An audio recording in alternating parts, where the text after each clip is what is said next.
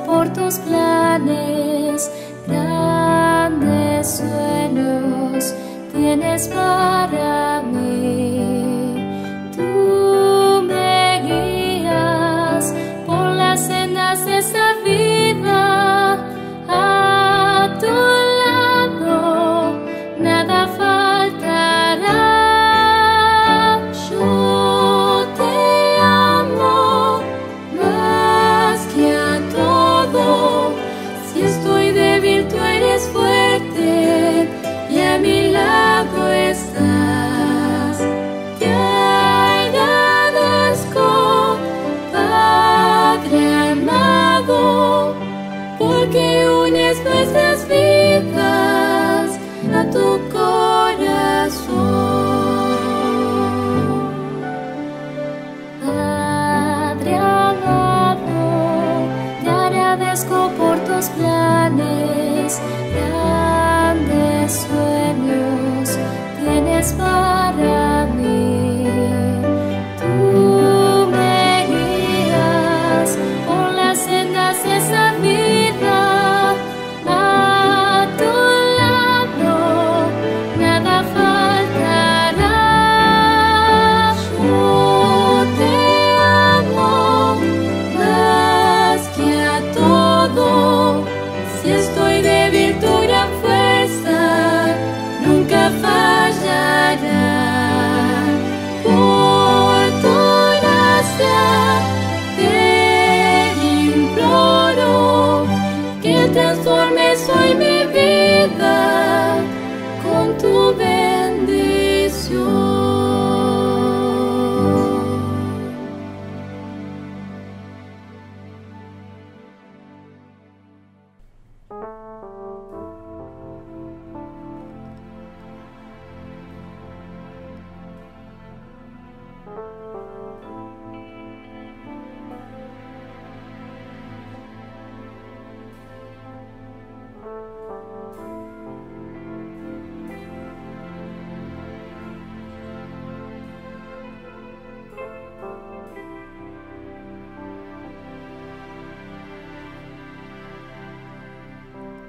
Yo te adoraré, oh Dios de Israel, majestuoso eres tú en la tierra y el mar, ante el trono de amor.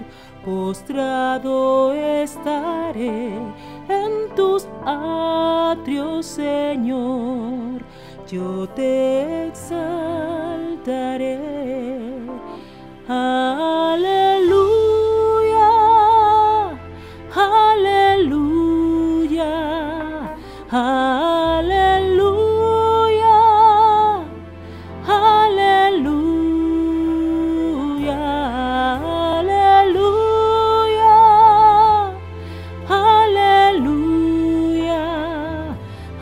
aleluya.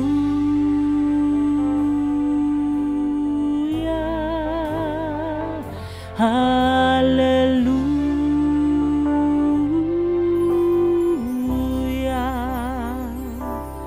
Te adoramos, Señor, oh Dios de Israel, majestuoso eres tú en la tierra y el mar, ante el trono de amor.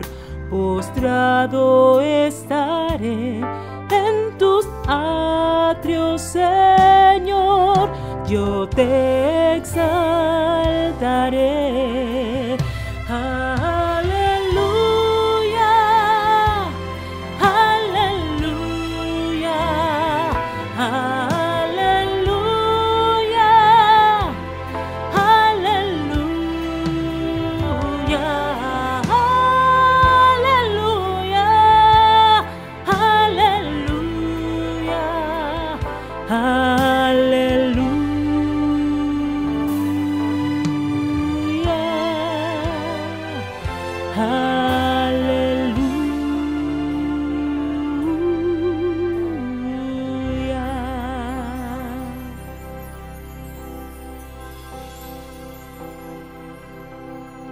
yo te adoraré. Oh Dios de Israel, majestuoso eres tú. En la tierra y el mar, en tu trono de amor, postrado estaré en tus atrios, Señor, yo te exaltaré.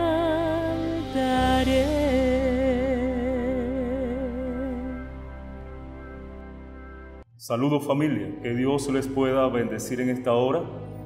Le damos gracias a Dios por la oportunidad que nos da de poder desarrollar esta temática, este programa durante estos días. Y vamos a comenzar entonces con una palabra de oración, agradeciéndole a Dios y pidiéndole a Dios que pueda ser Él quien dirija toda esta programación. Oremos. Cariñoso y buen Dios, Padre Celestial, en esta hora estamos inmensamente agradecidos por tus bendiciones, por tus cuidados. Gracias porque hasta este momento nos has guiado y permites que este congreso se pueda llevar a cabo. Serás tú quien va a dirigir a los exponentes y serás tú, oh Padre, quien va a traer a aquellas personas a poderse conectar para escuchar estos grandes temas acerca de la ciencia y la religión. Por favor, Señor Jesús, gracias porque va a ser un éxito. Gracias porque estarás a nuestro lado. Te lo pedimos, te lo agradecemos en el nombre sagrado de Cristo Jesús. Amén, Señor. Amén. Tendré el gusto de presentar 4 programas. Diseño inteligente primero, después nuestro planeta, una tierra habitable, después ADN, un código magnífico, y por último, evidencia de una tierra joven. Partiremos grabando el primer programa, Diseño Inteligente, para lo cual compartiré pantalla con ustedes. Las cosas parecen muy simples habitualmente en el mundo, o tratan de simplificarse, pero déjenme decirle que todo es complejísimo, complicadísimo. Todo está envuelto en una serie de sistemas que están trabajando juntos, y todos aquellos sistemas de la mayor complejidad. Por eso es que esta idea de que las cosas son simples no es correcta. Job 12 del 7 al 9 nos dice, y en efecto pregunta ahora a las bestias, y ellas te enseñarán, y a las aves del cielo, y ellas te lo mostrarán. O habla a la tierra y te enseñará, y los peces del mar te lo declararán también. ¿Qué cosa de todas estas no entiende que la mano de Jehová lo hizo? Bueno, estamos pidiéndole aquí que las aves, las bestias, los peces, la tierra, nos enseñen, nos muestren, nos declaren las cosas. Pero nos declaren cómo, si no pueden hablar, no pueden expresarse. Pero sí hay una forma como podemos leerlos. Y es a través de su diseño, un diseño complejísimo y maravilloso, con el cual ellos han sido formados y justamente pueden cumplir con sus funciones. Les quiero contar primero el caso de la jirafa. La jirafa tiene un diseño inteligente, que se lo explico. La jirafa tiene la característica que todos conocemos, que tiene el cuello muy largo, por lo tanto su cabeza está a 7 a 8 metros de altura desde el nivel del suelo. Y esto hace que tenga que tener un corazón muy grande para llevar presión suficiente y que la sangre llegue a esa altura con una presión funcional. Y ese corazón es de 60 centímetros de ancho, de diámetro. Y ese corazón tiene que bombear tan fuerte como 280 sobre 180 milímetros de mercurio. Es decir, eleva por lo menos a 400 milímetros de mercurio en la cabeza para llegar a la cabeza. Esto significa que la cabeza tiene que tener una presión adecuada de trabajo para no reventarse simplemente, pero tampoco que sea muy poca para que no llegue sangre y se desmaye. Por lo tanto, aquí tenemos un problema.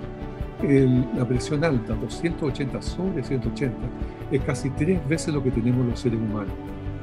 Y nosotros sabemos que con un poco de presión alta ya no estamos mareados y si no, nos puede dar un stroke. Bueno, ¿qué efecto podría producirle a la jirafa presión alta? Es cuando una fiera la ataca, como se ve en la figura, le rasga la piel. Y si hubiera esa presión, como existe, tan alta, significa que la sangre va a saltar para todos lados por la alta presión que tiene. Pero aquí viene justamente el diseño. El Señor ha diseñado a estos animales con unas venas y arterias que son y capilares muy pequeños. Los capilares, al ser tan pequeños, no permiten el paso de glóbulos rojos como los nuestros, los humanos, sino los glóbulos rojos tienen que ser 1/3 del tamaño más pequeño que nosotros, el de nosotros. Y así son los glóbulos rojos de las jirafas, para que pasen por esos capilares. Tienen también una piel muy gruesa y sus arterias están reforzadas. Así que ya tiene un diseño adecuado para que no sufra una de sangre con cualquier herida que se haga. Pero también hay un segundo problema, que las jirafas tienen que bajar su cabeza para poder comer o tomar agua, como se ve en la figura de la derecha.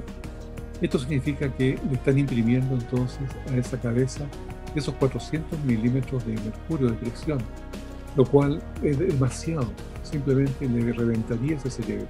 Es decir, la primera jirafa que existió ya no debería existir porque se debió haber muerto la primera. Entonces, ¿cómo es que se preservó la especie? ¿Cómo hasta el día de hoy tenemos jirafas? Es porque tienen un mecanismo que no es atribuible a la evolución, sino que es un mecanismo de diseño inteligente, el cual en la figura de la derecha podemos ver esa línea roja que es la vena yugular, que tiene 7 válvulas, las cuales apenas empieza a bajar la cabeza se comienzan a cerrar. Y eso hace una compensación de la presión para que no haya esa presión tan alta en ese cerebro. Y debajo del cerebro también, esa mancha roja que se ve en la izquierda, es una red vascular, la cual retiene sangre. Y cuando la jirafa levanta su cabeza, le devuelve rápidamente sangre al cerebro para que no se desmaye. Y así vuelve a subir la cabeza, se abren las válvulas y todo es normal. Y la jirafa no se ha dado ni cuenta siquiera. Esto es lo que se llama un diseño inteligente, un diseño que está hecho previo a la situación, previo al problema que puede ir a tener la jirafa bajando su cabeza. Veamos este otro ejemplo de diseño inteligente, un escarabajo bombardero, el cual dispara desde su cola, desde su tobera, la cola dispara ácido hirviendo a 100 grados centígrados. Yo creo que todos nos hemos quemado alguna vez cuando pequeños con agua caliente, con agua hirviendo, y duele mucho. Bueno, así se espanta a sus enemigos, a las serpientes, a los sapos que se la quieren comer. Y podemos ver ahora un pequeño video que nos muestra este ejemplo.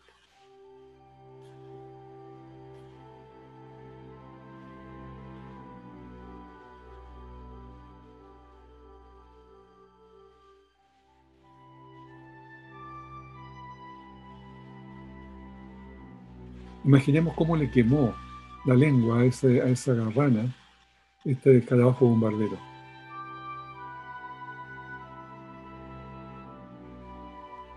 Vean ustedes cómo se defiende, disparando varias veces por segundo por su cola, por su tobera.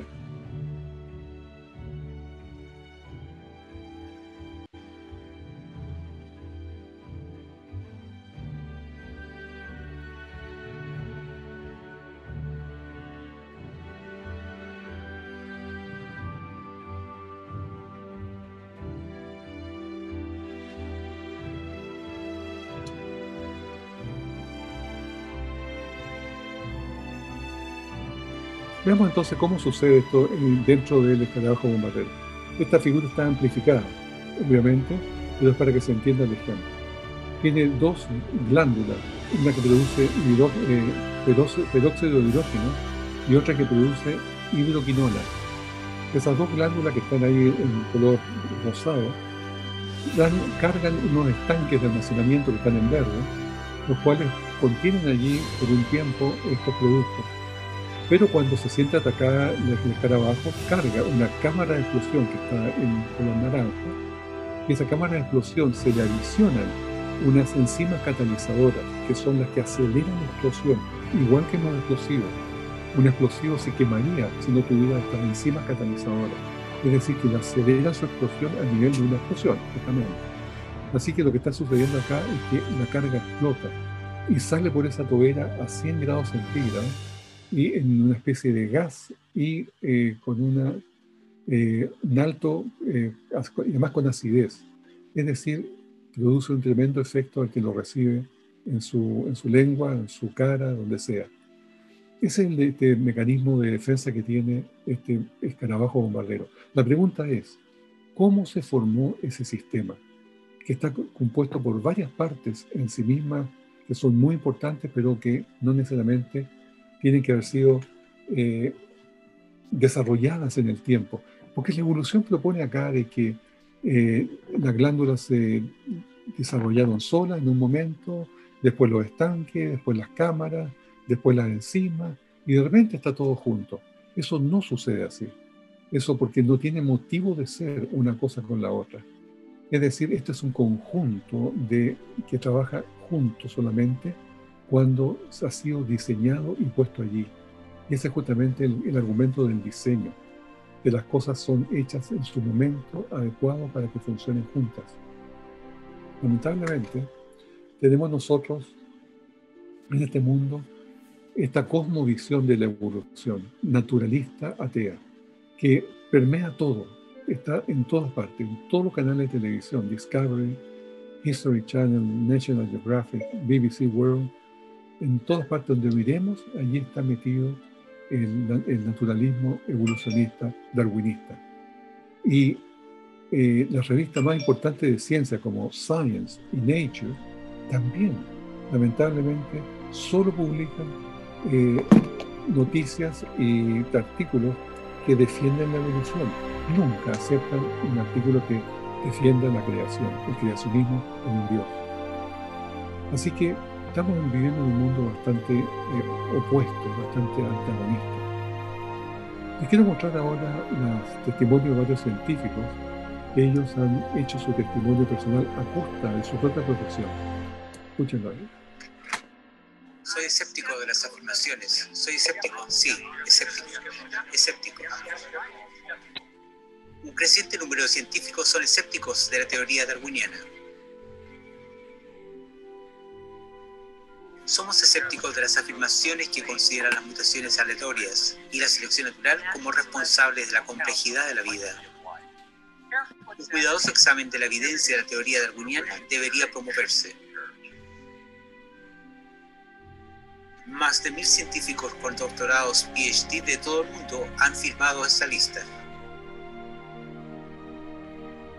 Soy escéptico de las afirmaciones. Soy escéptico, sí, escéptico. Escéptico.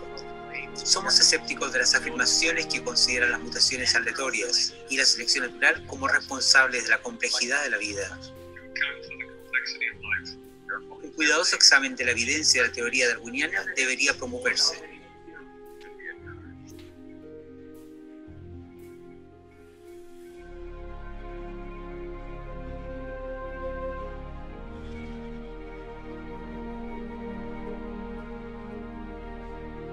Aquí tenemos la lista de estos científicos, todos ellos con doctorados, los cuales están hechos públicos en varias páginas y son todos pertenecientes a los mejores institutos y universidades del mundo.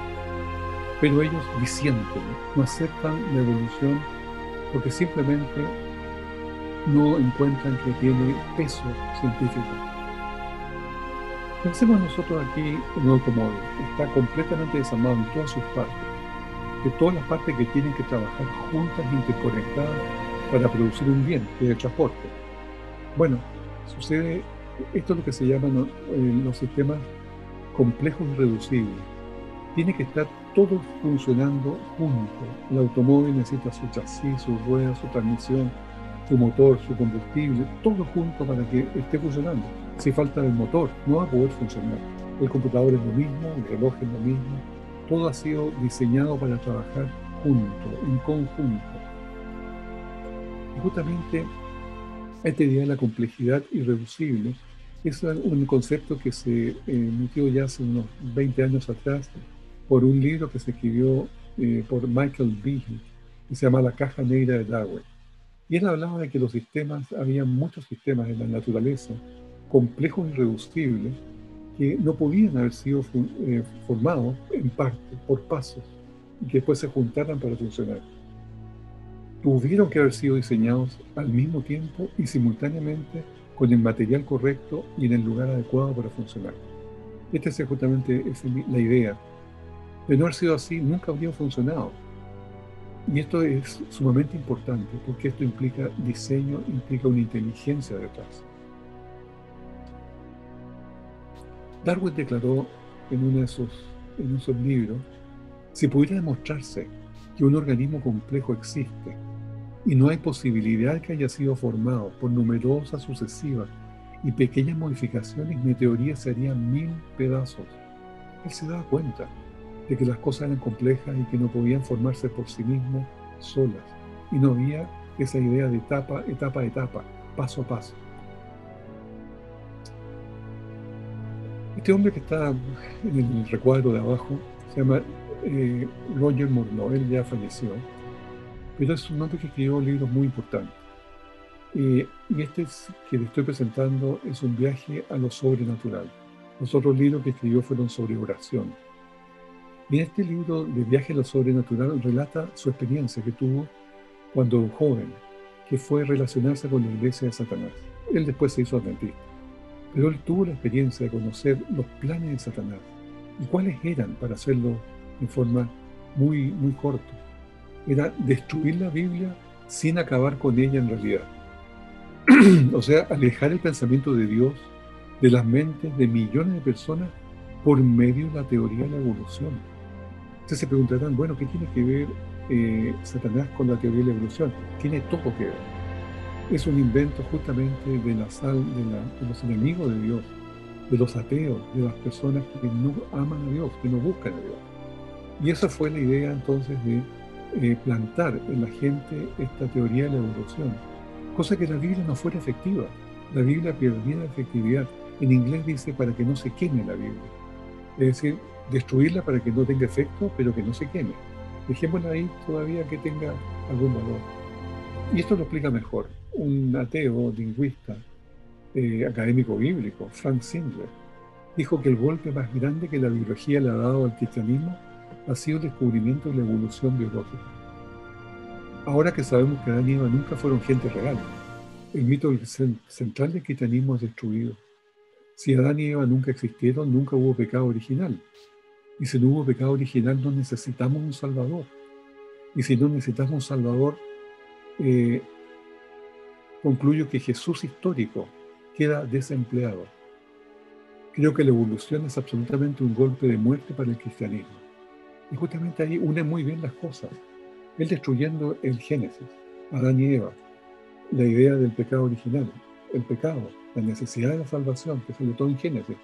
Él destruye eso, por lo tanto deja a Jesús fuera de nada, sin trabajo, sin ningún objetivo de existir. Y es justamente lo que quiere el enemigo de las almas. Ahora se preguntarán ustedes qué diferencia hay entre creación y evolución. Bueno, el problema de la diferencia no es que creación sea religión y evolución es ciencia, no es así. El problema está en la creencia en Dios, no en la ciencia. Porque hay un lugar para las cosas sobrenaturales. Existen las cosas sobrenaturales y tenemos que aceptarlo. Nosotros y los científicos también. Todos tenemos que aceptarlo, que existen cosas que no se pueden explicar. Por ejemplo, el origen de la vida.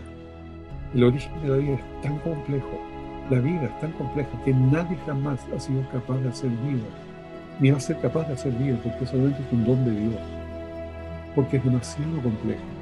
Hay demasiadas cosas que tienen que concluir, y esas cosas no suceden por casualidad. Segundo, la organización y el lenguaje del ADN, que vamos a ver un programa específico de eso un poco más adelante.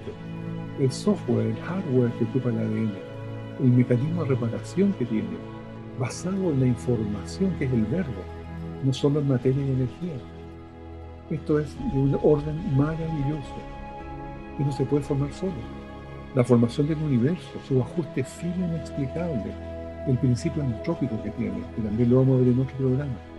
Esto es simplemente de una maravilla que no podemos explicarlo en forma de casualidad. Las leyes físicas no se forman solas, no se forman por el caos. Las leyes físicas solo pueden provenir de una mente inteligente. Las constantes universales, el orden magnífico con propiedades matemáticas, los pequeños motores eléctricos que tenemos funcionando dentro de nosotros ahora mismo, el rotatorio, las máquinas del cuerpo, los mensajeros internos, todo eso que requiere una tremenda coordinación, están allí, están trabajando para nosotros, millones de ellos. ¿De dónde salieron? Vamos a verlo al final. Y el diseño inteligente magnífico en los seres vivientes, animales y plantas, con complejidad irreducible, como vimos un par de ejemplos. El origen de la vida. ¿Qué dice la evolución de esto? Dice que se formó por casualidad en una sopa primordial donde estaban todos los elementos químicos necesarios para producir vida, cayó un rayo para darle energía y se produjo la vida por casualidad. ¿Se puede explicar así? Simplemente no. Esto es simplemente un cuento, una historia, no hay ninguna prueba de que haya sido así. Por el contrario, sabemos que la complejidad no permite eso.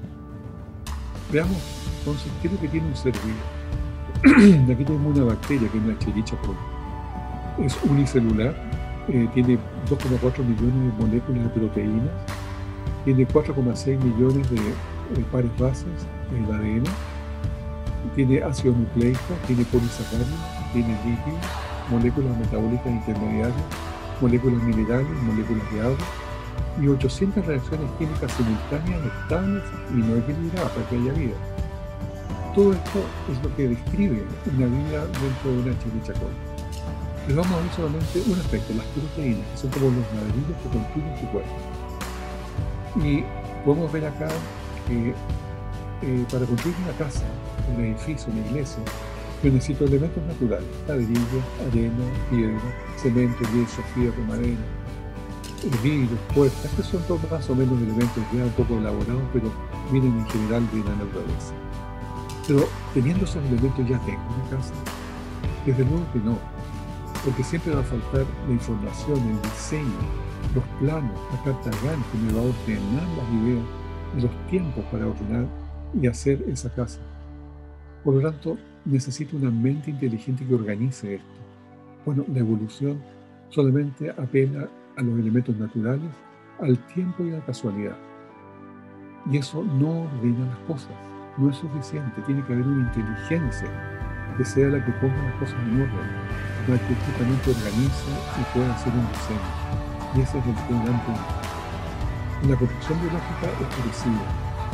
Para construir las cosas biológicas, todos los elementos biológicos, los animales, las plantas, los seres humanos, todo lo que existe con vida, está todo basado en proteínas. Ahí hay una proteína, que son complejas. La proteína a su vez está formada por 20 aminoácidos que están añadidas al montón de hermanos que hay, de mano derecha. Pero para una proteína se forme, necesitamos 500 aminoácidos, que son esas chicas que tenemos. Que tiene que estar en una secuencia correcta. El ADN es la que da esa secuencia correcta. Tiene que ser de mano izquierda el levógiro y tiene que ser uniones peptídicas. No nos compliquemos con eso. Pero la posibilidad que eso ocurra por casualidad es 1 dividido por 10 elevado a 950. Es decir, eso, 1 dividido por ese enorme número. Y esa posibilidad es 0. No hay ni una posibilidad que una proteína se haga por sí sola, por casualidad. Porque es demasiado compleja. Y son demasiado específicas. No es cualquier cosa. Tiene que ser en un orden muy específico. Aquí tenemos el elemento vivo más básico que existe en la Tierra, el Mycoplasma genitalium. Y este elemento vivo, un microbio, necesita 387 proteínas para vivir. Y 387 proteínas, si una sola no se puede hacer sola, menos 387 que tiene que estar trabajando en conjunto. Por lo tanto, nada que pueda existir en la vida o esté vivo ha sido creado solo. Pero pensemos que ya tenemos un elemento vivo. Esa célula que está ahí arriba, 580.000 pares más, que son el ADN. Y para transformarse en un ser humano con complejidad, necesitamos 3.000 millones de pares bases de ADN en sus células para poder describir cómo construirse. Y estas son las fórmulas para generar ojos, nervios, piel, huesos, músculos, sangre, hígado, riñón, corazón, venas y todo lo demás. Por lo tanto, con paso de 580.000 pares base a 3.000 millones. Solamente una mente inteligente puede dar toda esa formulación, toda esa información necesaria para formar un ser humano. No se crea solo. La información no se crea sola. Y habiendo dicho todo lo anterior, los libros de evolución dicen que de repente se produce la vida en una biogénesis, en una sopa química, o como se ve allí en azul. Después se va creando de poco la información, haciéndose más compleja hasta llegar a ser un pez. Después el pez se transforma en un anfibio, con que sus aletas se le hacen patas, su sistema respiratorio se transforma en pulmones, y sale caminando por la playa como un reptil. Después el reptil se transforma en un mamífero en mono y un mono en hombre. Las cosas no funcionan así. Eso simplemente no es científico, eso simplemente es pura imaginación. Se le pregunta a Richard Dawkins, que es un escritor que defiende la evolución, y se le pregunta, bueno, ¿cuál es el origen de la vida? Dice, el origen de la vida es un completo misterio, y tiene toda la razón.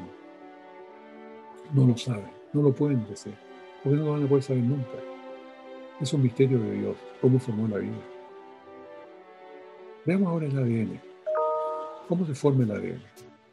Ahí tenemos, de forma muy simple, arriba la célula, al centro está en azul, está el núcleo, y dentro del núcleo están los cromosomas, que son esas X. Y dentro de esas X están enrollados el ADN. Y aquí viene desenrollándose el ADN, y tiene 4 letras, A, T, G y C, 4 letras químicas, que son muy importantes, que son las que van a ir describiendo, van a ir desarrollando todo como debemos ser nosotros. Por lo tanto, la improbabilidad de que esto se haga por sí solo, que todas estas letras se formen por sí solas y se hable el código, y se hable toda una codificación para formar un ser humano, en el caso nuestro, la improbabilidad es 1 dividido por 10 elevado a 40.000. O sea, es absolutamente cero. No se fue por la casualidad, simplemente. Este hombre se llama Anthony Flew. Él fue el pensador ateo más influyente del siglo XX. Él en realidad debatía contra la creación, por la evolución. Pero anunció en el año 2004 que aceptó la existencia de Dios, porque dijo que el ADN le había mostrado, por la complejidad más increíble, los sistemas requeridos para producir vida, que una inteligencia tuvo que intervenir para que los elementos tan diversos se juntaran. En resumen, el descubrimiento, dijo, de lo divino, de mi descubrimiento de lo divino, ha sido la peregrinación más de la razón más que de la fe. O sea, él descubrió a Dios por la razón, por la inteligencia. El genoma humano. El año 2003 se terminó ya de descifrar el proyecto del genoma humano.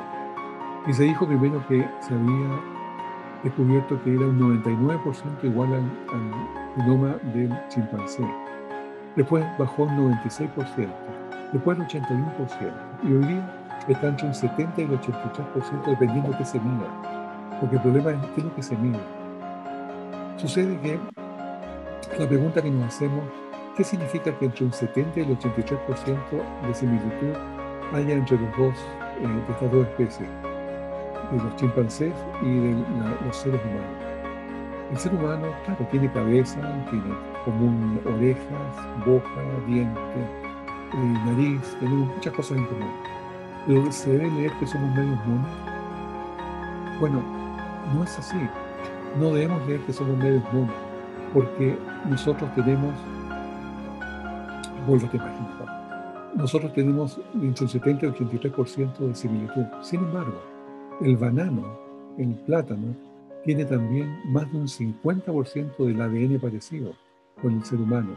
La lechuga, el tomate, la carne, todo lo que comamos, el perro, el ratón, las vacas, todo tiene entre un 70 y un 80% del ADN parecido al ser humano. Por lo tanto, deberíamos ser medios plátanos, deberíamos ser medios de lechuga, medios tomate y medios ratones también. ¿Y esto por qué es? Porque necesitamos similitud bioquímica para poder aprovechar el alimento que estamos recibiendo de ellos. Justamente eso es lo importante, si no sería como comer piedras o arena. Aquí tenemos la célula y nuevamente el núcleo está al centro, pero existen otros lugares donde hay también ADN, que es la mitocondria. Y la mitocondria podemos verla en esos rincones. Las mitocondrias tienen ADN mitocondrial. Ese ADN mitocondrial está en esos círculos que se ve abajo y se sabe que ese ADN mitocondrial viene solamente de la madre. Pero sucede que todos los seres humanos tenemos el mismo ADN mitocondrial, con pequeñas diferencias que son mutaciones. Y si es el mismo, significa que todos venimos de una sola madre, que se le llamó la Eva mitocondrial. Para los evolucionistas, una mujer que vivió hace 200.000 años en África, en ese lugar, era una mona y que debe haber lucido algo parecido a esto. Pero después se encontró que esa mujer era consistente con 6.500 años, por las mutaciones que tenía. Y esto significa, por lo tanto, que es completamente paralela, totalmente compatible con la Eva bíblica. Todos venimos de una sola mujer. ¿Y qué nos dice esto? El ADN mitocondrial. Y para el hombre, nosotros somos muy particulares los hombres porque tenemos el cromosoma Y, que es lo que determina el sexo. XY es hombre, XX es mujer. El cromosoma Y solo lo tenemos los hombres. Los hombres nos heredamos de nuestro padre, nuestra abuela y nuestra abuela en forma idéntica. Y todos los varones tenemos el mismo cromosoma Y. Por lo tanto, significa que todos venimos de un solo hombre, Adán cromosoma Y. Darwin decía que las variaciones favorables tenían que juntarse junto a la selección natural para producir la evolución. Las variaciones favorables son las mutaciones. Pero las mutaciones, ya sabe hoy día, que producen solamente daño. Este tigre no puede producir melanina. Este gorila lo mismo. Este delfín tiene 2 cabezas. Todos estos otros animales son de doble cabeza, por mutaciones, por errores. Y en los seres humanos tenemos el síndrome de Down, el albinismo, la progeria, el labio leporino, la mano con 6 dedos, una cara doble, ofidosis quística, hemofilia, distrofia muscular, daltonismo, 1000 defectos más por las mutaciones. ¿Qué es lo que sí existe, entonces? Es la adaptación. Esto es cuando se producen pequeños cambios, como coloración, altura, pelaje, que son aceptables dentro de la creación. Pero la macroevolución, que se forma una especie de otra, no sucede jamás. Jamás un perro se hace gato o un caballo se hace jirafa o un chimpancé se hace hombre. Siempre la especie se mantiene, aunque haya pequeños cambios dentro de ella. Les voy a mostrar acá un cambio de perros. Perros que han adaptado. En ningún caso han evolucionado. Esto no es evolución, es adaptación. Un zorro elástico, un Phoenix Fox, un perro salvaje africano, un lobo salvaje americano, un dingo australiano, un coyote, o los canis familiares que son los perros domésticos. Todos ellos son perros. Se pueden reproducir entre ellos, aunque sea en laboratorio. Y eso implica que todos vienen de una sola pareja, que son el lobo ancestral, que fue el que viajó en el arco. También sucede con los tigres, una tigresa y un león que puede producir un ligre. Allí está el ligre. Ahí lo podemos ver caminando.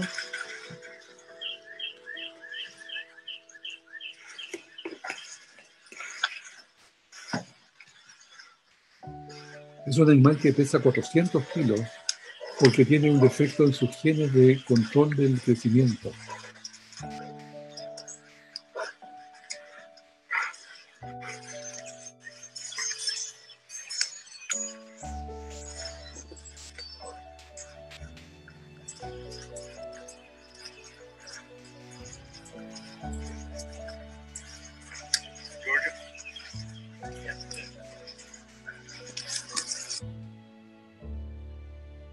También un caballo y una burra puede producir una mula. También puede producir un horse, un caballo con una cebra, o un donkey, una cebra con un burro. Un león con un leopardo pueden producir un leopón, porque todos vienen de un origen común, o sea, son de una misma familia. Y solamente se han especiado, se han adaptado a diferentes medios para poder ser medios diferentes. Lo mismo un camello y una llama. También puede tener un hijo que se llama una cama. Vamos a ver entonces por último el diseño inteligente. Vemos acá al lado derecho un motor que produce ATP, abajo un motor flagelar y arriba un transportista. El motor de síntesis del ATP funciona a 7.000 revoluciones por minuto, produciendo el ATP. El ATP es el combustible que usamos nosotros en todo nuestro cuerpo. Un motor eléctrico tiene un eje, un rotor, un estator que da la energía electromagnética, sistema de control, diseñado por ingenieros. Pero aquí tenemos también una Chiricha Cole, que atrás tiene motores, tiene unas hélices que funcionan a 100.000 revoluciones por minuto. Y aquí tenemos cuál es el dibujo, cuál es el diseño que tiene este motor que tiene la Chiricha Cole. Hay una foto electrónica de su motor, tiene un embrague que conecta y desconecta esta hélice, y aquí se explica mejor cómo va funcionando. Entonces tenemos el motor con un rotor, las puntas son el estator, el verde es el embrague, el descanso, el eje, un sistema de descanso también, y la hélice de paso variable, igual que los aviones. Cada línea es una proteína diferente. Cada uno de los colores es una proteína de diferente tipo, que están todas codificadas en el ADN de la Chiricha Cole.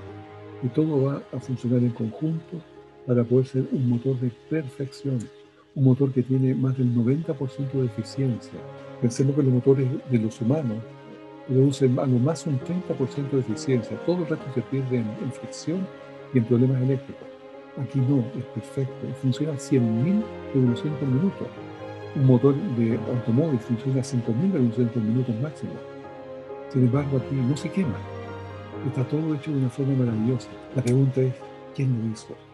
¿Quién hizo este motor tan maravilloso? Este motor fenomenal. Solamente nuestra mente puede ir al diseñador original que es Dios. No hay otra posibilidad. Las bacterias no diseñan motores. Ningún humano pudo haberse metido a ese nivel de pequeñez para poder hacer un motor así. Por lo tanto, la única explicación es una mente inteligente, un Dios creador. Y por último, este transportista, una kinesina.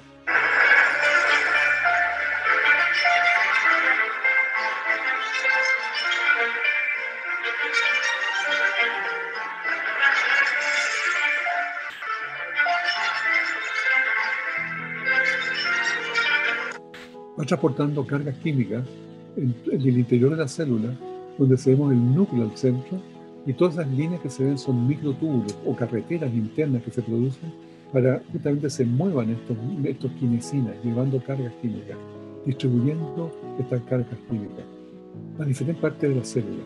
Y todo esto está trabajado en conjunto, porque si hay demasiadas entregas, no importa, porque hay señales de tránsito. Se hace que una se detenga y hasta que pase la otra, y así no se van chocando. Y así también, cuando llegan al final de su recorrido y entregan su carga, la kinesina se dobla para no gastar energía. Y cuando está esperando allí, hasta que viene un bus que la recoge y se la lleva nuevamente al punto de partida. Así funcionan dentro de nuestras células todas estas maravillas que Darwin no tuvo ninguna posibilidad de conocer. Darwin pensaba que la célula era un corpúsculo gelatinoso, que no tenía nada de información. Esta es la información que tiene, hoy día la sabemos, y que no se la podemos atribuir a la casualidad, solamente una mente inteligente. Y le preguntamos al mismo Richard Dawkins, que define tanto la evolución, ¿se puede aceptar el diseño inteligente con todo esto? Él dice que sí, que acepta el diseño inteligente siempre que significa que extraterrestres trajeron la vida a la Tierra, pero no podría aceptar ninguna posibilidad que Dios tuviera un rol en el diseño. Y justamente ahí está el problema. El problema no es la evidencia ni es la ciencia. El problema es Dios, que ellos no están dispuestos nunca a aceptar a ese Dios que puso orden en este mundo, ese Dios que puso reino, ese Dios que rechaza. Nosotros sí lo aceptamos. Porque Isaías 45:22 dice, mirad a mí, y sed salvos todos los términos de la tierra, porque yo soy Dios y no hay más. Les invito por último a ver si necesitan conocer más de estos temas en 3 lugares que son el mismo realmente: evidenciadelacreacion.org, evidenciasdelacreacion.com o claudegodarqueminombre.org. En 2010, el reconocido microbiólogo australiano Frank Feiner predijo que los seres humanos nos extinguiremos en un plazo de 100 años. consecuencia del calentamiento global. El aumento de las temperaturas sobre 5 grados Celsius provocaría inundaciones, hambrunas, sequías, aumento del nivel del mar, extinción masiva y el posible traspaso al punto de inflexión, punto en el cual el planeta no conseguiría recuperarse y caminaría a pasos agigantados al colapso, volviéndose inhabitable y acabando con la gran mayoría de las especies. Tales afirmaciones han inspirado diversas películas de ficción científica, como el reciente éxito de boletería Interestelar, que propone la idea de un planeta prácticamente desierto, explotado al punto de no conseguir mantener la vida. Sin embargo, ¿hasta qué punto llega la ficción, dando lugar a la más cruda realidad? ¿Está el planeta Tierra realmente dirigiéndose al colapso?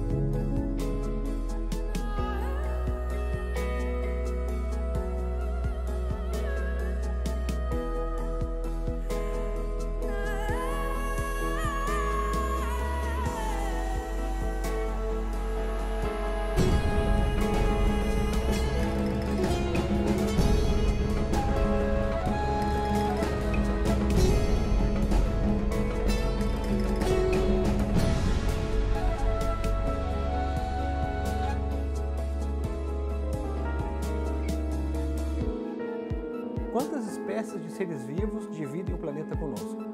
Só na década de 90, de fato, final da década de 80 e começo da década de 90 do século passado, é que alguns cientistas começaram a se preocupar seriamente com isso, como resultado da taxa acelerada de perda de ambientes e de espécies no nosso planeta. Eu posso dizer que a resposta final ainda está sendo debatida, mas as estimativas que a gente tem hoje e que têm sido seguidas por vários cientistas põem o número de espécies de organismos, então inclui tudo, bactérias, plantas, animais, fungos, algas, tudo, né? Todos os seres vivos, estou falando da vida na Terra. Essas estimativas vão de 5 a 10 milhões. 5 a 10 milhões de espécies seria a diversidade da vida na Terra hoje. Todos os seres vivos são interrelacionados. E esse é o aspecto ecológico que é importante para ser mantido, porque uma vez rompido esse equilíbrio ecológico, haverá sempre malefícios que vão resultar disso. When one looks at the habitats around us, when one looks at the interactions, for instance, of my research organisms, sea turtles, and their marine habitats, it's very obvious that these are finely balanced. That when we as humans have an impact that offsets that balance, there are continuing ripple effects. And those then end up throwing systems out of balance, which we can see impacts life around us. And in many cases that ends up by reducing biodiversity rather than increasing biodiversity. When we reduce biodiversity, we have other spillover effects on those impacts on biodiversity. And we don't know if those are going to be good or bad. But in most cases, our research does demonstrate that those impacts in reducing biodiversity are not going to be good. They have impacts on the rest of the system as well as impacts on us as humans. Are we threatening our own existence? Well, I think in a sense we may be. One reason for thinking that we are threatening our own existence is by looking at how our activities influence other organisms. Look at the species around us. Look at what we're doing to the fish. Look at what's happening to the soil, to the water, to the habitats, the plant communities. We are no longer in a position where the productivity of the environment exceeds the rate at which we're harvesting it. It used to be we could cut a tree down and it would grow up before too long. But now we're cutting them all down and they're not growing up that fast. And so the total amount of forested area is each year gets a little less, and we can see in the future we're going to run out. And the same with other resources. And so what are we going to do about this? We have evidence in science, in biological research, of many organisms who have either been reduced in the numbers, in their population numbers, or have actually gone extinct. Some of the organisms that I work on, marine sea turtles, have been negatively impacted by things like pollution, fishing nets, the direct take and removal of sea turtle eggs from nesting beaches, turtles being caught in fishing nets or being captured for consumption. And many of these influences have brought populations down to levels that are critically endangered, almost extinct. So for instance, the hawksbill turtle, Eretmochelys imbricata, this turtle has been captured for centuries for its colorful shell. And they take that shell and make jewelry, they make various kinds of artifacts out of that shell structure. And because of this and the additional influences of pollution and fishing nets and changes in habitat, changes in global climate, that has brought the population of these particular species, this particular species, very close to the brink of extinction. And we've come to understand a little more about the results of our activities. You know, 500 years ago, there was not so many people, and there were lots of areas of the world where you could just kind of settle in, and even perhaps nobody lived there. You could claim the land for yourself. This is my land because nobody else has it. But that's not really the case anymore. The population has grown, and the technology has produced a lot of changes in materials, so that when we mine copper, we concentrate it in some places. We may use some kind of chemicals to process it. We dig holes and destroy areas of the world, of the surface, and the parts of the copper mine where the amount of copper is too low to make it commercially viable, we put in a big pile, and then that pile has a higher concentration of copper than most organisms are used to. And we can multiply the examples. Petroleum, logging for a forest, and the generation of trash and plastic bottles, and all of these things are influencing and affecting the environment in which we live. And you know, what should we be doing about that? It's very true that we have scientific evidence that humankind has really impacted the environment, the world around us, in a global way. We find that since industrialization, that period of industrialization, we have strongly influenced habitats, and it's well known in science. And there's plenty of evidence that humans are impacting biodiversity in a strong way. We have extinction rates that are increasing because of human interactions with our habitats. There is discussion and some contention about global climate change. And these are issues that impact us not only immediately here and now, but are beginning to be recognized for their future impacts as well. And one of those impacts, of course, is the global climate, which we have concerns about for various habitats, for organisms that are at the brink of extinction, what will happen with their behaviors, what will happen with their reproduction, These are questions we really can't answer from this side of those changes. But we can make assumptions, we can hypothesize, we can do research to test the potential influences of global climate change. And what we're finding when we do those kinds of tests is that those changes in climate, which are happening possibly more rapidly than we really understand and recognize, will certainly have impacts not only on animals and on ecosystems, but those will reflect in potential impacts on human life and humankind as well. Então, qual a relevância da gente conhecer essa diversidade da vida na Terra? Em primeiro lugar, o que está sendo perdido e em que taxa e a gente nem conhece, né? Se a gente não chega a conhecer nem metade das espécies que existem, os outros 2/3, 3/4 que a gente não conhece, qual a importância deles para o planeta funcionar como ele funciona hoje? Isso significa o quê? Manter condições para a vida do ser humano e, na verdade, para a vida na Terra, né? Então, a grande preocupação dos cientistas é isso.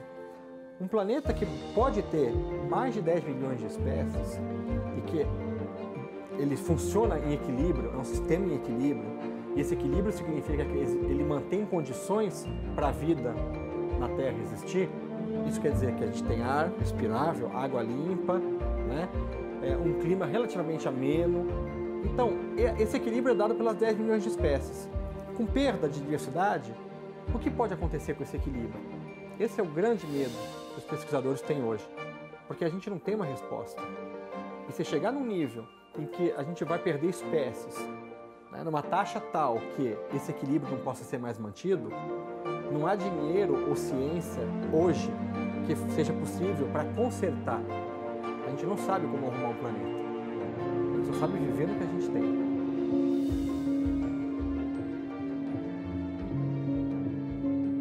La Plataforma Intergubernamental de Ciencia en Biodiversidad y Ecosistemas calcula que de todas las especies conocidas mayores que una bacteria, cada año desaparecen 100 especies por cada 10 millones. Esto significa que están siendo extintas 1000 veces más rápido que en cualquier otro momento de la historia de la Tierra, aún en las áreas protegidas. Esta abismal extinción de especies se debe en gran parte a la acción del hombre. La deforestación ha provocado la desaparición de diversos ecosistemas que a su vez juegan un papel decisivo en la regulación del cambio climático.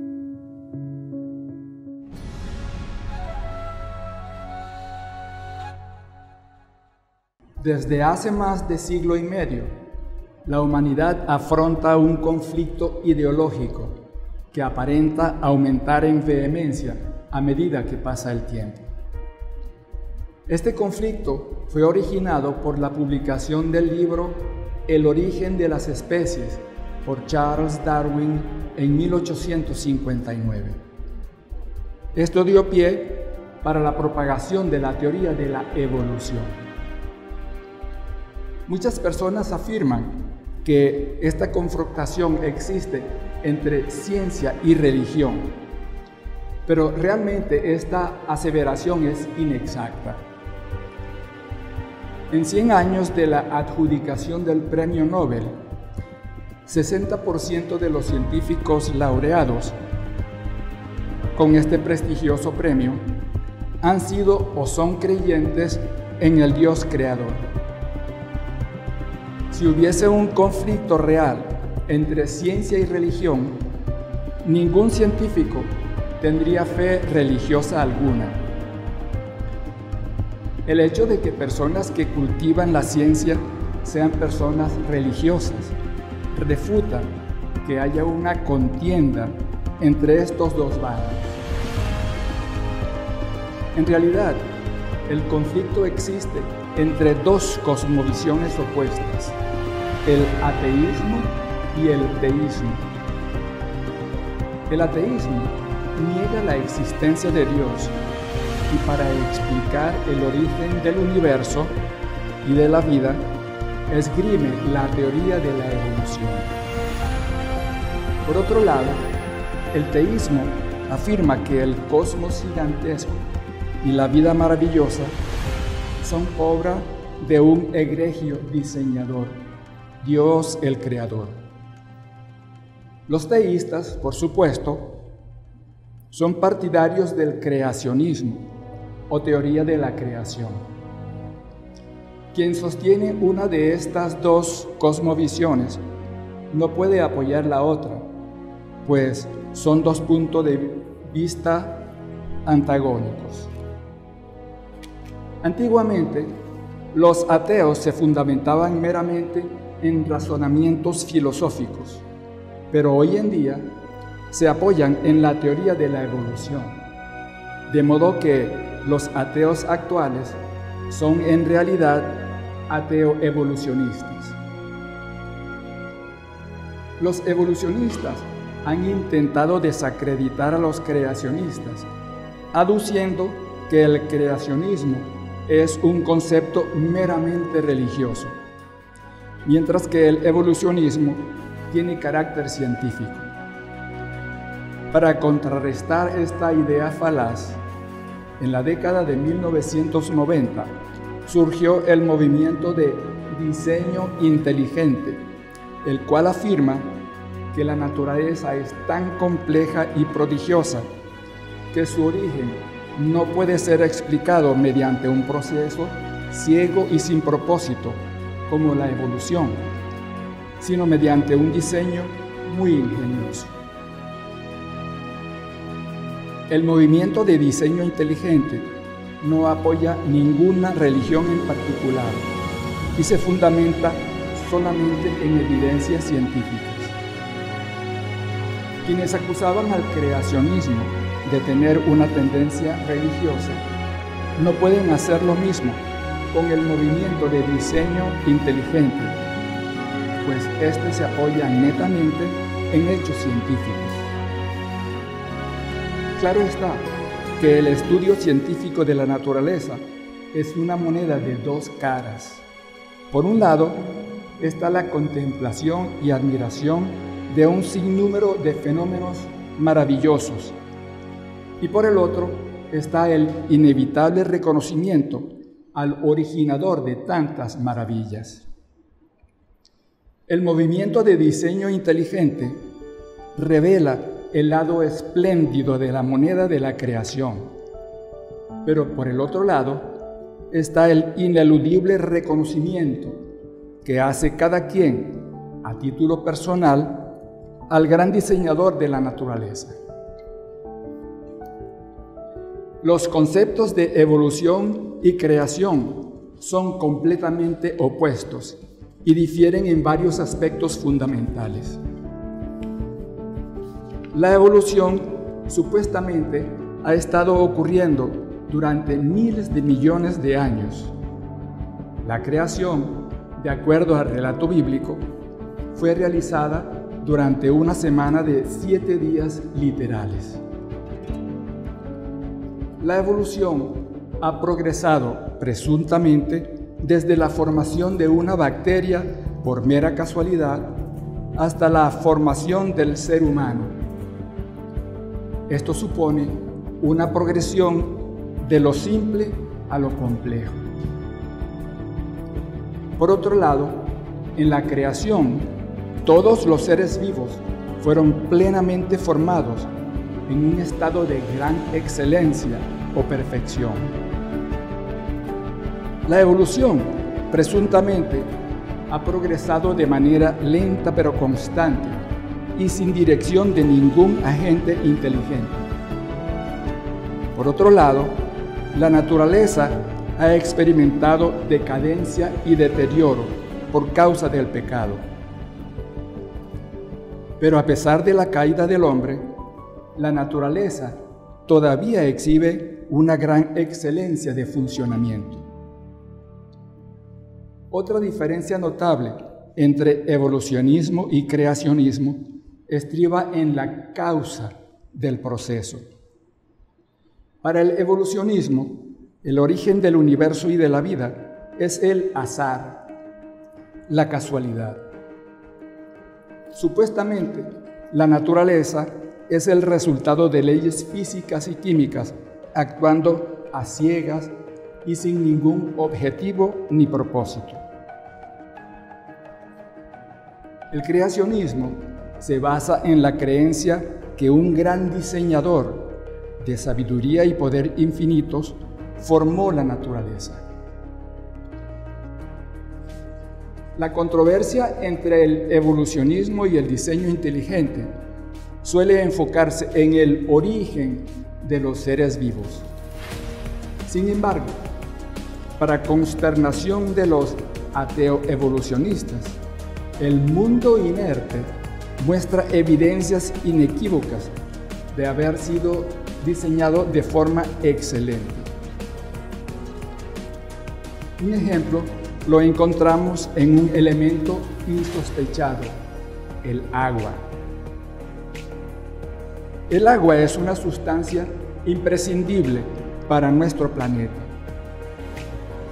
3/4 partes de la superficie terrestre están cubiertas por agua, lo cual, además de impartir la hermosa coloración azul que se aprecia en la Tierra desde el espacio, desempeña una función vital para la supervivencia de los seres vivos. Del agua pura se conoce que es un líquido inodoro, incoloro e insípido.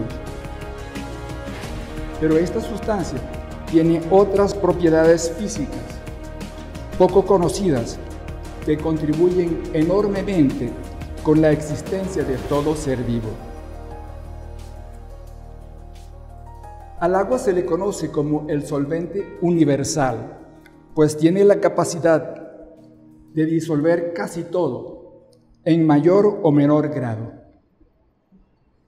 El ácido sulfúrico es un líquido con gran poder disolvente, capaz de disolver telas, papel y otros materiales. Pero a la vez que los disuelve, los destruye, los daña. El agua disuelve las sustancias sin dañarlas. Siempre se pueden recuperar una vez que el agua se ha evaporado. La gran utilidad del agua como solvente es que permite que las moléculas que ha disuelto entren en contacto directo y puedan experimentar las vitales reacciones químicas.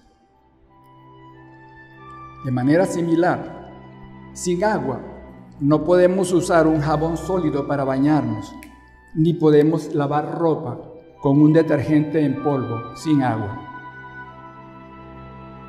Decididamente, los seres vivos dependen del agua para que las reacciones químicas en sus células puedan producirse eficazmente. Desde época antigua se ha empleado la deshidratación como método para preservar alimentos.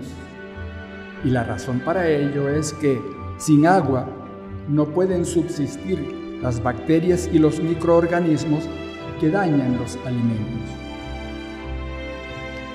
Ciertamente, sin la capacidad disolutoria del agua, la vida no es viable. Otra propiedad importante para los seres vivos es la gran capacidad térmica del agua.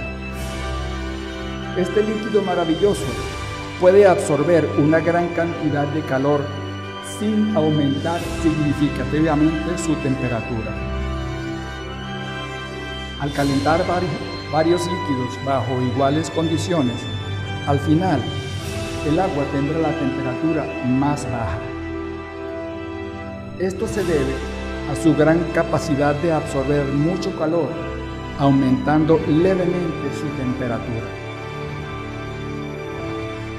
Al estar en la playa bajo un sol radiante, seguramente habremos notado que la arena seca nos quema los pies, mientras que podemos caminar sobre la arena húmeda sin quemarnos.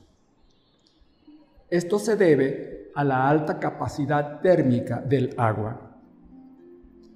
En la tabla vemos la cantidad de calorías requeridas para subir la temperatura 1 grado centígrado a 1 gramo de sustancia, mientras que a 1 gramo de los líquidos etilenglicol y benceno, con apenas media caloría, aumenta su temperatura en 1 grado centígrado, el agua requiere el doble de calorías para que ocurra lo mismo.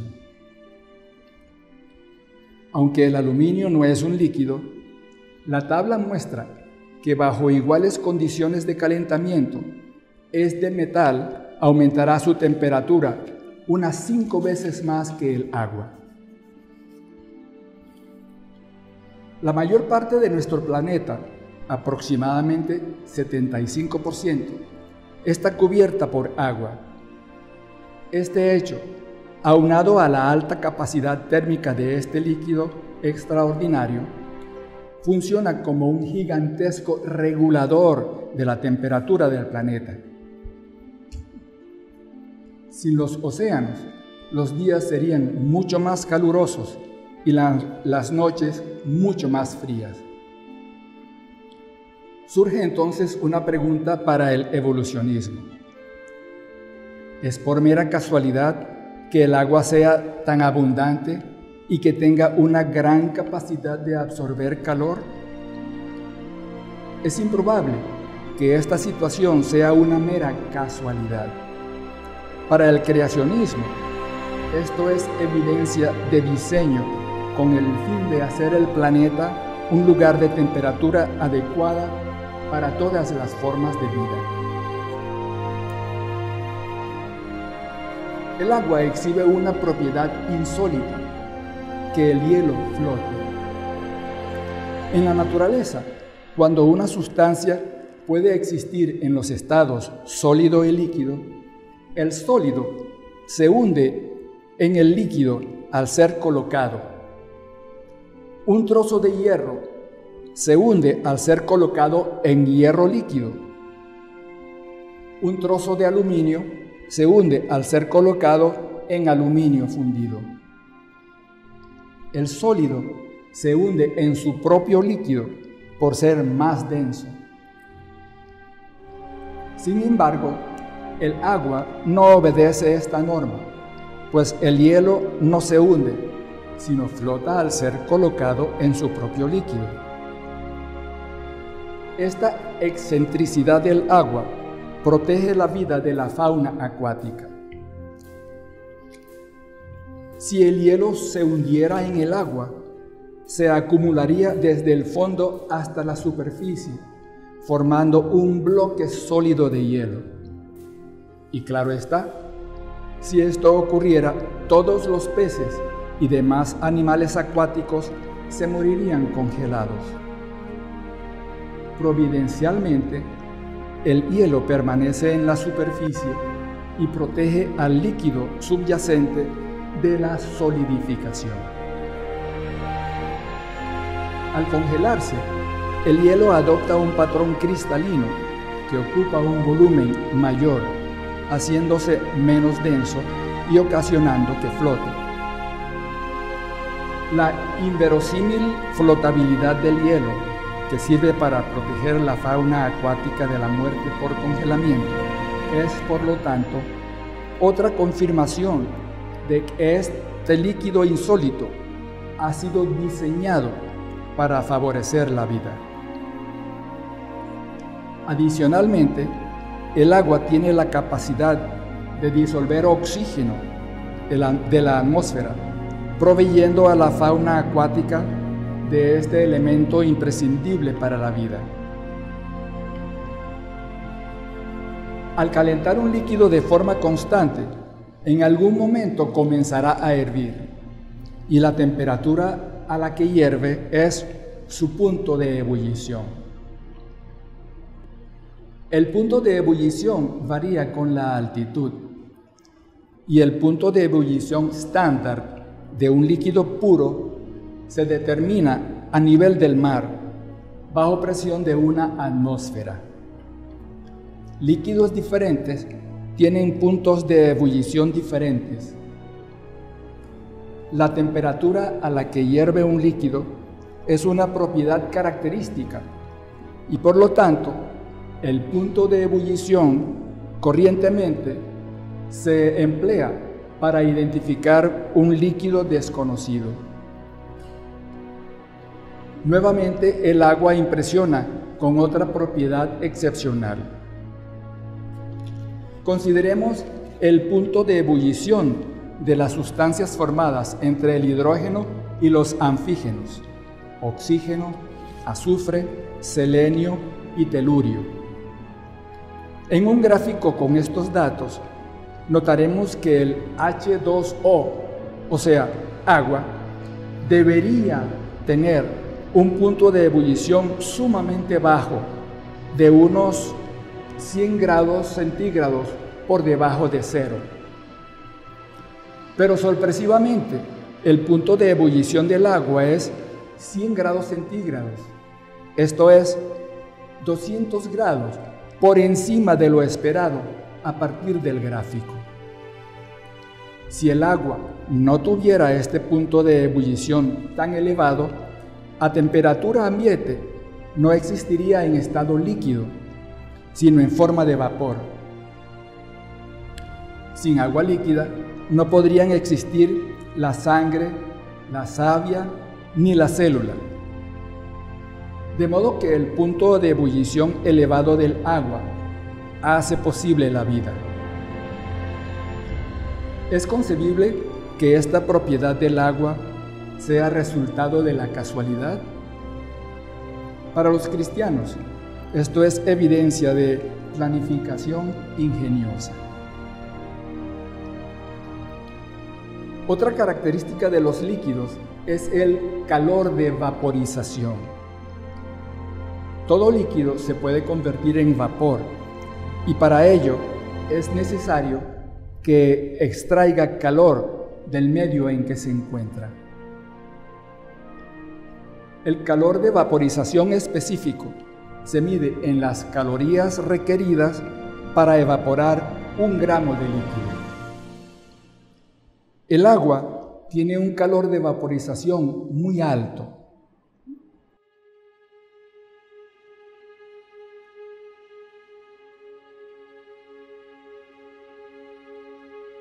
Esta característica del agua tiene un efecto importante sobre nuestro bienestar. Cuando nos ejercitamos vigorosamente, la acción de los músculos produce un exceso de calor que debe ser removido para mantener la temperatura normal del cuerpo. Tenemos un sistema de enfriamiento corporal basado en el agua.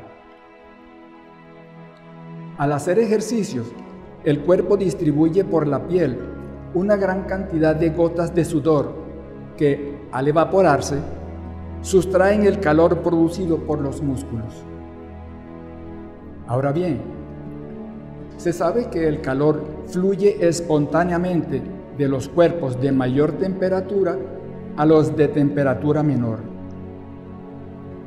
Y en base a este principio de la física, los habitantes de regiones con temperatura ambiente superior a la temperatura corporal de 37 grados centígrados no podrían hacer ejercicios, pues no tendrían capacidad de eliminar el exceso de calor corporal, pues el cuerpo tendría mayor temperatura que el ambiente.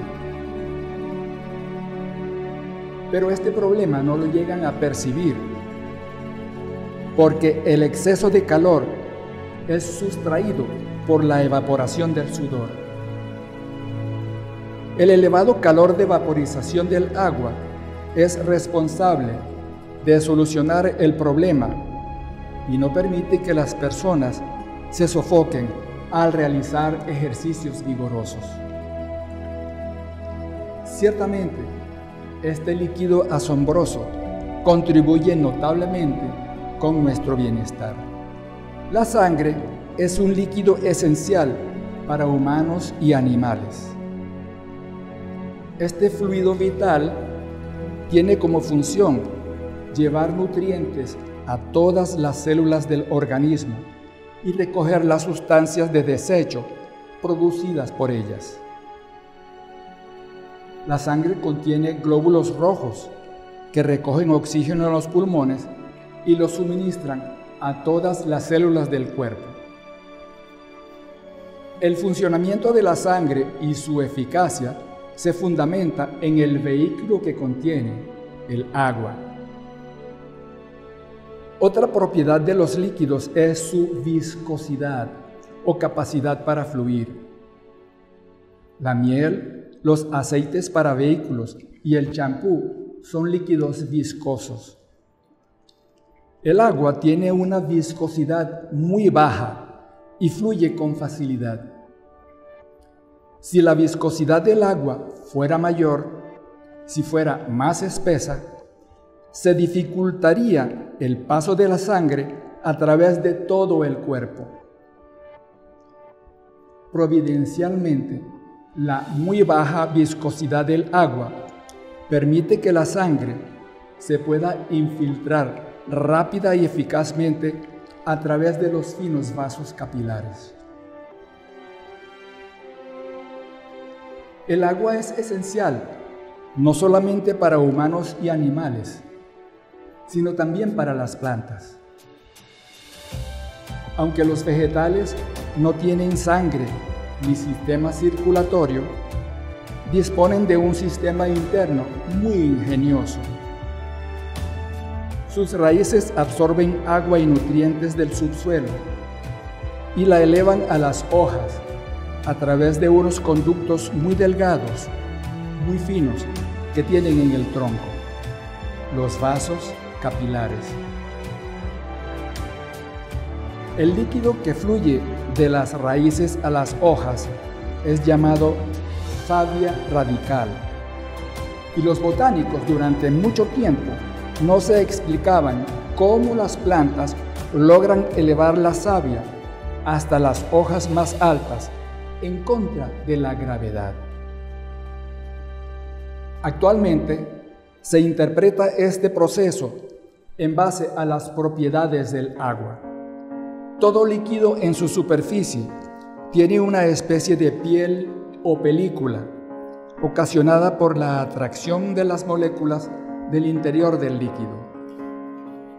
Este fenómeno es denominado tensión superficial y el agua tiene la tensión más alta entre los líquidos. Es tan alta que algunos insectos pueden caminar sobre su superficie como si fuese sobre una membrana. La tensión superficial del agua favorece el fenómeno de la capilaridad, la capacidad de ascender por un tubo delgado. Mientras más fino, más arriba subirá el líquido. Sumado a la alta tensión superficial, el agua tiene valores altos de tensión de tracción y de fuerza de cohesión, propiedades que favorecen la capilaridad. Los vasos capilares son sumamente delgados y por ellos la savia puede ascender a grandes alturas en el tronco. La transpiración de las hojas favorece también el ascenso de la savia hacia arriba. La evaporación del agua en las hojas crea un vacío que jala la savia hacia la parte alta de la planta. En suma, las plantas, y en especial los árboles gigantescos, deben su existencia a las notables propiedades del agua: tensión superficial muy alta, junto con elevados valores de tensión de tracción y fuerza de cohesión. Ciertamente, el sistema de bombeo de la savia a grandes alturas, contrariando la gravedad terrestre, es tan ingenioso que es absurdo aseverar que surgió por evolución sin inteligencia. La bomba botánica es a todas luces evidencia de ser resultado de un gran diseño. El agua, aunque es muy común, es a la vez un elemento extraordinario.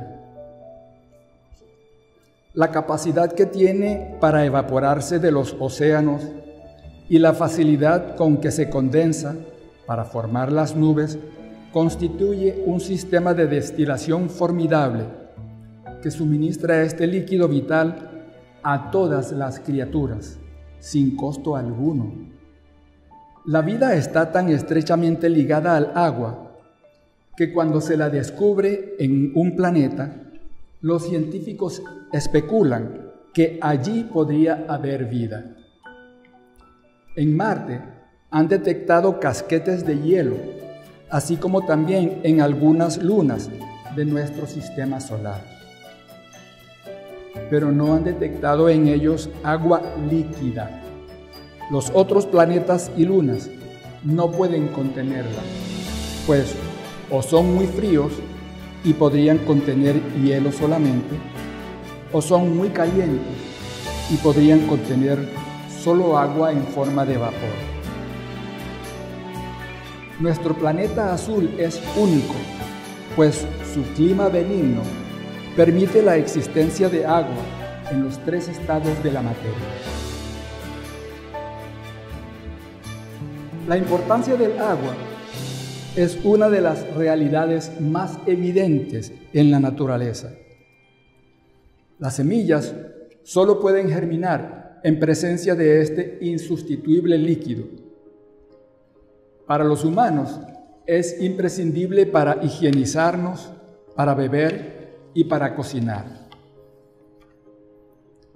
Las propiedades extraordinarias del agua son en parte explicadas por la capacidad que tienen sus moléculas de formar puentes de hidrógeno.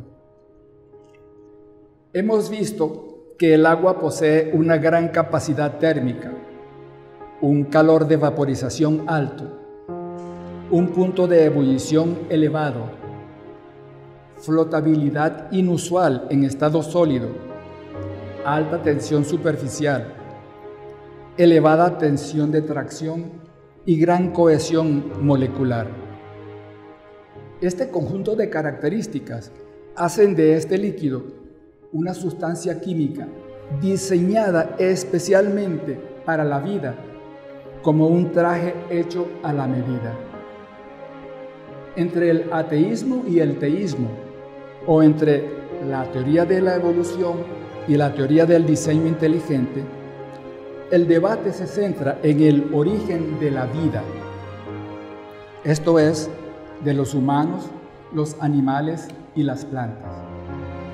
Pero aparte del sumamente complejo fenómeno de la vida, el mundo de la no vida, el mundo inerte, evidencia que ha sido planificado con gran esmero. El agua exhibe tantas propiedades excepcionales juntas que es sumamente improbable que hayan surgido por mero azar. El agua no pudo haber evolucionado, pues, como toda la materia inerte, es inevolucionable. El postulado de Darwin de la teoría de la evolución no puede explicar convincentemente la formación de la sustancia extraordinaria que es el agua, ni la aparición de la cantidad exuberante que colma nuestro planeta. El agua refuta la evolución y a la vez provee una evidencia mayúscula a favor de la tesis de un Dios creador. Gracias por acompañarnos. Bien, hemos llegado al final de este maravilloso congreso y vamos a invitarles a cada uno en los lugares donde estén que inclinemos nuestro rostro para orar. Oremos. Querido Señor, gracias te damos por todas las cosas maravillosas que hemos aprendido durante todo este congreso. Hemos visto tu mano poderosa guiándonos, enseñándonos y mostrándonos cuán grande y maravillosos son tus obras. Por eso, Señor, queremos pedir tu bendición al retirarnos, que el Espíritu Santo y el poder de Dios estén sobre cada una de las familias acá representadas y sobre todas nuestras vidas. Bendícenos y que todo este conocimiento que hemos adquirido sea para tu gloria, tu honra y alabanza. Bendiciones que te pedimos en el nombre poderoso de Jesús. Amén. Amén.